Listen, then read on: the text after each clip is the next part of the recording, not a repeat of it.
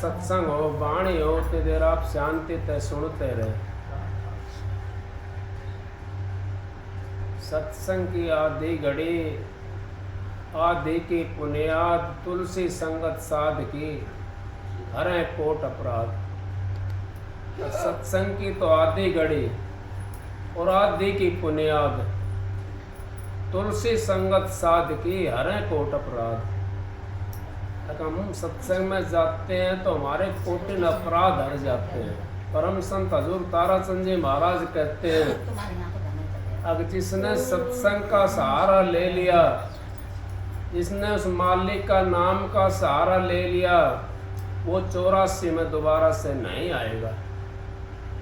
क्यों 84 में वो जीव आता दोबारा से जो अपना संसार के धंधे में लगा हुआ है, अपनी आत्मा के बारे में नहीं सोचता। अगर मेरे जीव आत्मा कहाँ से आई है और मैंने इससे क्या काम लेना है। अगर हम इस आत्मा के बारे में सोचें तो हमारा तो यूँ समझो टाइम निकला जा रहा है। हम सोच सोच करके दुखी हो जाते हैं। हम ये कर लें, वो कर लें, अब के फलाना काम कर लें, लेकिन वो दुख का सागर है जो हम सोचते हैं।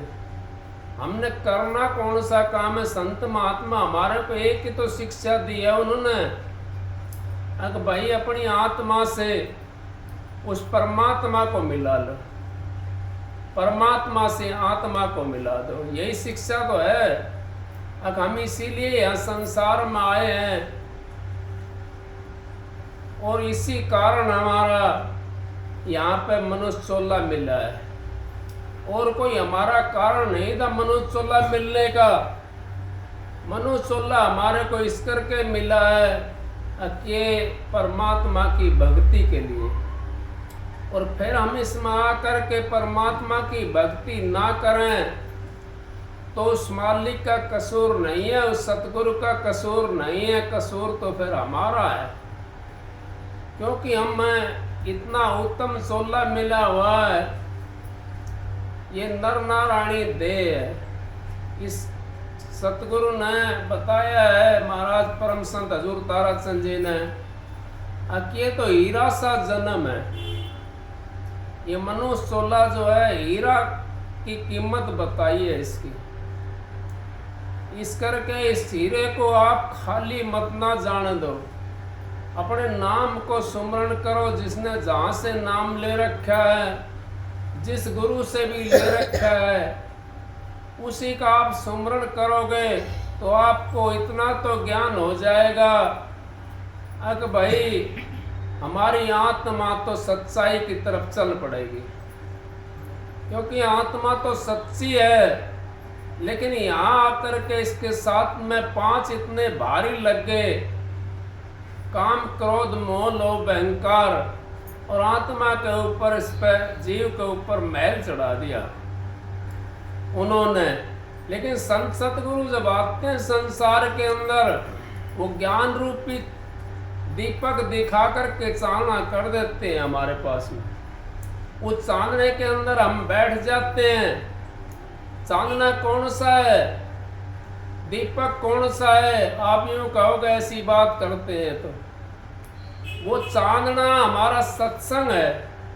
सत्संग में जब हम जाते हैं हमारे को वो लगन लगती है जिससे हम अंतर में घुसने की कोशिश करते हैं, भजन में बैठने की कोशिश करते हैं। सत्संग में नहीं जाए जीव तो वो भजन नहीं कर सकता। तो सत्संग संतों ने, महात्माओं ने ये एक मनुष्य की बाढ़ बताई है। जैसे खेत के अंदर बाढ़ लगाता जमींदार तो उसमें पशु नुकसान नहीं कर सकता, और पशु नुकसान तो तभी करेगा जब खेत के अंदर बाढ़ नहीं होगी। जब हम सत्संग में नहीं जाएंगे तो हमारा मन इतना मोटा हो जाता है कि ये उन कामों की तरफ चलता है जहां हमने नहीं जाना चाहिए। क्योंकि उससे हमारे को फायदा क्या होगा, उससे हमारे को क्या मिलेगा, हमारा कुछ नहीं मिला। हमारा तो ये मन है, इसके ऊपर अगर हमने नाम का सुमरण का ज्ञान का विवेक का इसके ऊपर बैठा दिया तो इस परमात्मा की तरफ चलने की कोशिश करेगा ये। फिर आपका गुरु काम करेगा। जिस गुरु से आपने नाम ले रखा है, जैसा आपका भाव है, जैसा आपका गुरु है, वैसा आपका काम कर देगा वो। क्योंकि परमात्मा का दो रूप होते हैं परमात्मा के, एक तो शब्द रूप, और शब्द रूप से ही सतगुरु होता है। जो देह के अंदर आ गया वो भी परमात्मा होता है। नहीं कहिए कबीर साहब ने, मोटे बंधन जगत के गुरु भक्ति से काट, जिन्ने बंधन चित्त के कटे नाम प्रकाश, जब लग मोटे जा नहीं तो जिन्ने कैसे जाए, भव सागर की नाव में फिर गोता खाए। अब मोटे हमारे नहीं कटेंगे तो हमारे जिन्ने भी नहीं कट सकते, और वह जिन्ने नहीं कटेंगे तो प्रकाश के अंदर हम कैसे जाएंगे, उस मालिक से कैसे मिलेंगे। क्योंकि हमारा तो सबसे मोटा बंधन जो है ना, हमने उन्हीं को काटना है। मोटे बंधन जो गुरु की भक्ति से कटते हैं, गुरु के ऊपर विश्वास करते हैं। गुरु की भक्ति बताता हूं आपको क्या होती है। आपने जहां से भी नाम ले रखा है, जिस भी गुरु से नाम ले रखा है, उसके ऊपर आपने विश्वास कर लिया तो जहां तक की उसकी मंजिल होती है वो वहां तक जीव को ले जाता है, और वहां तक ले जा करके अपनी ताकत देता जीव को, तो मोटे बंधन कटने हमारे शुरू हो जाते हैं। फिर आपको वो ज्ञान जो दिया हुआ है, फिर उसमें प्रकाश शुरू हो जाएगा। फिर प्रकाश से आप उसमें शब्द में पहुंच जाओगे। वहां पर यही चीज तो है। हमारा जो मोटा बंधन, सबसे भारी दुश्मन तो हमारे मोटे बंधन है। हम मोटे बंधनों को काटना नहीं चाहते, तो जीने में फिर कैसे पहुंचेंगे। गुरु पे हमने विश्वास नहीं करा, नाम तो ले लिया, और किसी से जाकर के बतला कर देख लो आप, कोई सुखी नहीं है। चाहे आप देश का प्रधानमंत्री है, वो भी दुखी है। क्यों? उसको कौन सा दुख? उसका दुख भी बहुत भारी है। वो देश की चिंता में लगा रहता है। यहां संसार के अंदर सुखी है तो एक ही है चीज, जो नाम के आधार पर रहता है। जब नाम के अंदर आप बैठते हो और फिर आपकी सूरत चल पड़ती है, तो फिर आपको दुख नहीं व्यापेगा। जब तक आपको अंतर में नहीं घुसोगे आप, जब तक आपको दुख दिखाई देता रहेगा। जब अंतर के अंदर घुस जाएंगे, सोने के बाद में किसी को दुख दिखाई देता है? नहीं देता ना, क्योंकि हमारी आंख मिट जाती है, नींद आ जाती है, तो दुख तो वहीं की वहीं है, लेकिन दिखाई नहीं देता वो। इसी करके जब हम अपने आप पे को सुन करके 10वीं घड़ी के अंदर छठे चक्कर के ऊपर जब हम पहुंच जाएंगे, तो हमारी सोने जैसी हालत हो जाती है, और हमारा भूल जाते, नीचे के सारे सौदे को भूल जाते हैं, परिवार को भूल जाते हैं, रिश्तेदारों को भूल जाते हैं, यारे पारे को सबको भूल जाते हैं। फिर हमारे को दुख दिखाई नहीं देगा। उस दुख जब नहीं दिखाई नहीं देगा तो हमारा कट गया वो दुख। कहां कटा वो दुख? या तो सोने के बाद में कटा, या इस शरीर को सुन करने के बाद में जब हम 10वीं घड़ी के अंदर पहुंच गए, 10 के द्वार के अंदर घुस गए, फिर हमारे को दुख नहीं व्यापता, वो दिखाई नहीं देता। जब हम 10वें द्वार से नीचे आ जाते हैं, फिर संसार काम करते हैं, फिर दुख में फंस जाते हैं।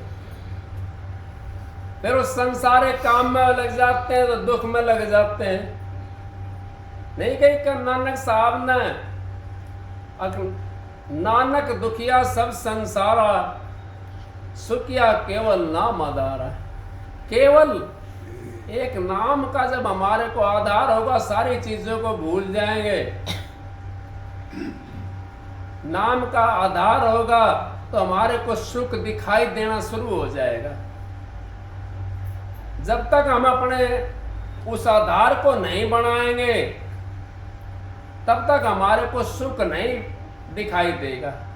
सुख भी हमारे पास में और दुख भी हमारे पास में, लेकिन सुख कहाँ है? सुख तो दबया हुआ है, छिपा हुआ है, और दुख उजागर है। क्योंकि ये काल माया का देश है जिसके अंदर हम बैठे हुए हैं।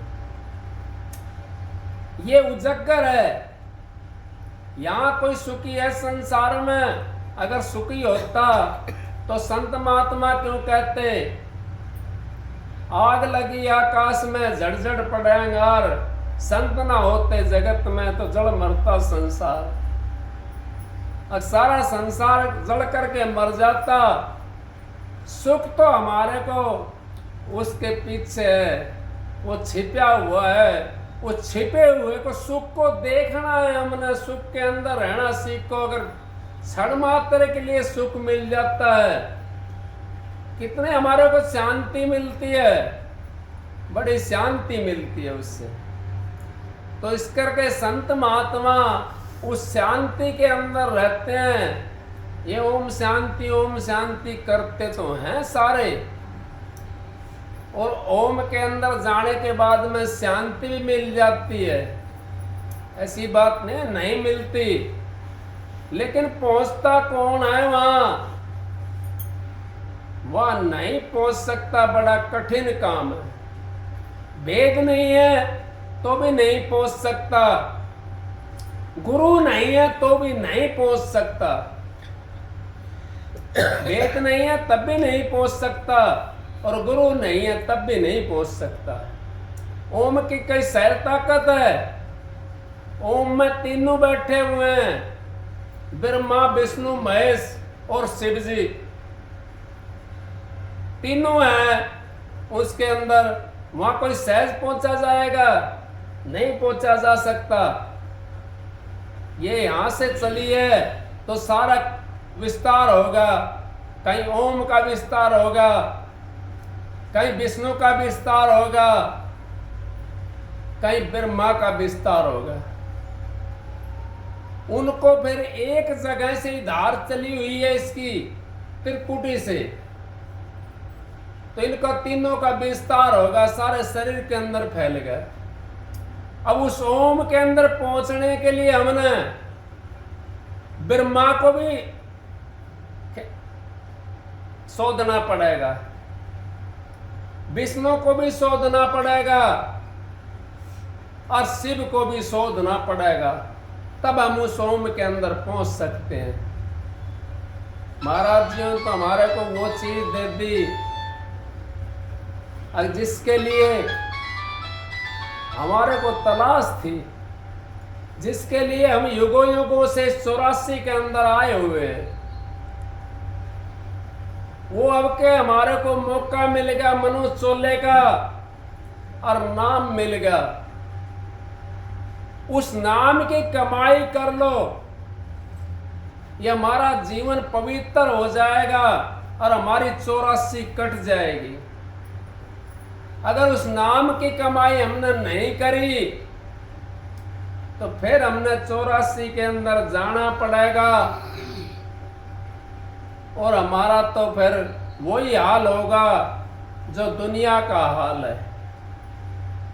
उस हाल से बचने के लिए हमने, अब बताओ आप लोग यूं कहोगे, किसी किसी को देख कर के इतना दुखी नहीं हो जाते हो? कोई कोडी है, कोई कंगला है, किसी का कोई भारी बीमारी हो रही हो, पड़ोसी कहे वैसे कहे, कोई गांव के अंदर, कोई दूसरे गांव में कोई रिश्तेदार के कोई तकलीफ हो रही हो, तो उसकी तकलीफ को देख करके कितने दुखी हो जाते हैं हम। तब आपको याद नहीं आता। परमात्मा की भक्ति के बिना दुखी रहता जीव। अगला जन्म हमारे को कैसे कटे, अगर हम मालिक की भक्ति करें, हमारे को चोला ना मिले कोई, अगला हमारा ठीक हो जाएगा। लेकिन हम सोचते नहीं हैं, हम अपने बारे में नहीं सोचते, दूसरे के बारे में सोचते हैं। किसको तो इतना दुख है, खुद दुखी हो जाएंगे उसके दुख को देख करके। लेकिन हमने उसका दुख देख करके अपने आप के अंदर एक चेतना करनी चाहिए। अगर हमारी ऐसी हालत हो जाए तो हम क्या करें? इसी करके मनुष्य चोला हमारे को मिला है, वो परमात्मा की भक्ति के लिए। और ये मौका अच्छा मिला हुआ, इसके अंदर अगर हम परमात्मा की भक्ति करना शुरू कर दें तो हम लाइन के अंदर लग जाएंगे, कदे न कदे हमारा नंबर आ जाएगा। जब तक हम लाइन में खड़े नहीं होंगे तो हमारा नंबर नहीं आ सकता। नंबर तो हमारा तभी आएगा जब हम लाइन में लगे रहेंगे, चाहे हमारी भक्ति बने या ना बने। वो सतगुरु का काम है। जिस सतगुरु से आपने नाम ले रखा है वो उसका काम है। जीव का कितना कर्म है, वो अपना आप धो देता है, अपना आप बना देता है। लेकिन हमारा काम है, गुरु ने जो वचन दिया है हमारे को, उसके ऊपर डट करके, और जैसा हमारे से बनता है वैसा अगर हम काम करें तो हम अपने घर पहुंच जाएंगे। चाहे हमारी भक्ति बनो या ना बनो, वो मालिक का काम है, वो सतगुरु का काम है। और सतगुरु कभी कभी तो ऐसा होता है, सतगुरु सीख में देते हैं, अब उसने कोई जोर नहीं लगाना पड़ता। किसी के घर जाकर नहीं देते हैं, देते हैं घर जा करके। मैंने सुना था, महर्षि शिवरत लाल जी, उनके पास में साहूकार और सेठ भी आ गए। साहूकार सेठ आ गए, महाराज मेरे चलो चरण टेकने के लिए, मेरे चलो। और एक माता जी थी, उसका नाम तो मेरे को याद था लेकिन भूल रहा हूं मैं। तारा देवी नाम था उसका, तारा देवी। वो कहने लगी महाराज मेरे भी आना। उसने कही नहीं, और उनके नहीं गए, औरों के सेठ साहूकारों के, और महाराज उनके चले गए तारा देवी के। वेश्या थी वो अपने वहां पर जा करके चौड़ाई कोंदरा तोड़ करके ले गए। हमारे को अन्न भी नुकसान करता है कई दफा, आप ये मत ना सोचो, अन्न भी हमारे को परेशान कर देता है। तो तारा देवी के वहां पे चले गए और अपना कोंदरा चौड़ाई ले करके पहुंच गए। उसमें 2 पैसा का नमक मिर्च, जो पहले ऐसा ही था, नमक मिर्च मिला करके अपना पानी पूनी ले करके गए थे और वहां रुके। वो सुबह चलने लगे। वो तारा देवी कहने लगी मैंने महाराज नू सुना है, अक्सर जब आते हैं तो कुछ ना कुछ उनसे मांगना चाहिए। महाराज जी कहने लगे क्या चाहिए आपको? अगर महाराज मेरे को तो नाम दे दो। कभी संत देते सेहत में और कभी देते सिर साटे। हम सौदागर आए जी, हमारी हाट अगम का घाट है। कहने लगे ठीक है, आपको नाम की बख्शिश हो जाएगी। नाम की बख्शिश उनके लिए कर दी और उन्होंने कह दिया, वो बेस्या थी तारा माता जी, कह दिया उनको अब इसको माल जो तेरा ये कोठी जो इसका माल है ये सारे को लुटा दे, इसको दान कर दे, पुण्य कर दे। और जिस टाइम चोला छोड़ने लगे महाराज जी, उस टाइम उसको 10,000 रुपये दे करके और कह दिया तो सत्संग करा कर और इसमें से अपनी यूजिंग कर पैसे की अपने लिए। तो क्या है वो, कदे कदे सेहत में कमाई करी थी उसने, नहीं करी थी। चरित्र भी थोड़ा सा वैसा था, क्यों बेशक चरित्र जैसा होता है वैसा तो आपने पता है। फिर भी उसका जाना पड़ा संत महात्मा ने, उसका कोई पिछला पूर्वला जन्म था उसका, जिसके कारण महाराज वहां पर गए और वहां जा करके उनको सेहत में नाम की बख्शीश कर दी। नहीं काटे कर्म उन्होंने, क्या भक्ति करी थी। संत सतगुरु सारी बातों को जानते हैं, सबका विचार भाव भांप लेते हैं। सत्संग में जितने जीव आते हैं उनकी सबका प्रश्न लेकर के जो आता है, सबका प्रश्न का उत्तर मिलता है सत्संग के अंदर।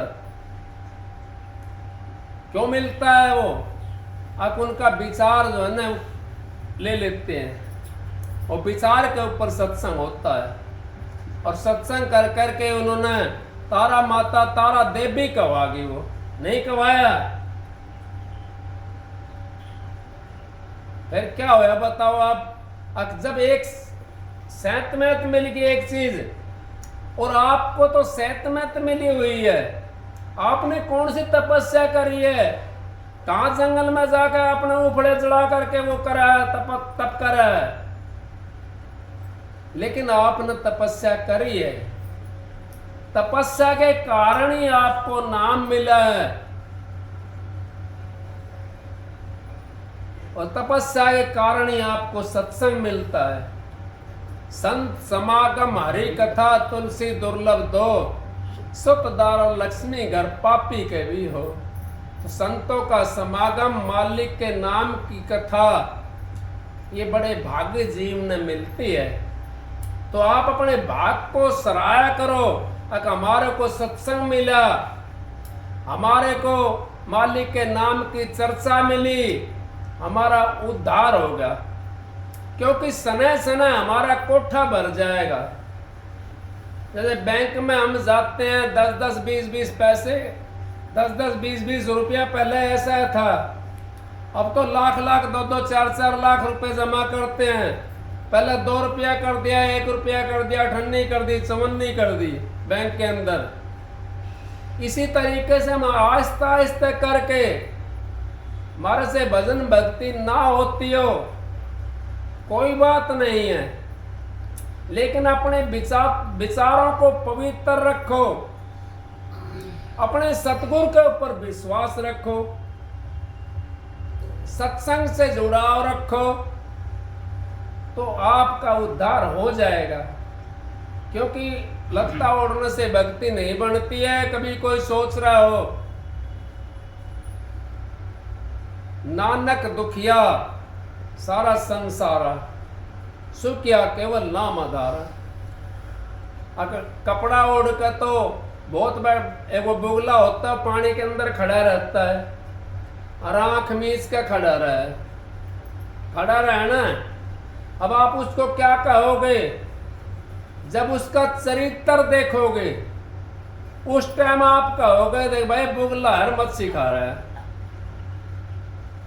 अब चरित्र को कैसे देखोगे आप, चरित्र को साथ रहोगे जब देख पाओगे। बुगला भगत तो बहुत है, लेकिन चरित्र किसी किसी का होता है, चरित्र नहीं होता अच्छा। चरित्र ही हमने अच्छा बनाना है, बुगला भगत बनने की जरूरत नहीं है हमें। जब हमारा चरित्र बढ़िया हो जाएगा तो काले पैरो, पीला पैरो, सफेद पैरो, नीला पैरो, लाल पैरो, जैसा आपका मन करता हो वैसा पैरो। लेकिन आपको भाना ही नहीं पड़ेगा। जब आपका अंदर से मन सफेद हो जाएगा तो आपको सहलता, सरलता वही नजर आएगी। फिर आपको चमक नजर नहीं आएगी। ये बाहर वाली चमक की बात कह रहा हूं मैं, अंदर वाली चमक तो आपको आ जाएगी,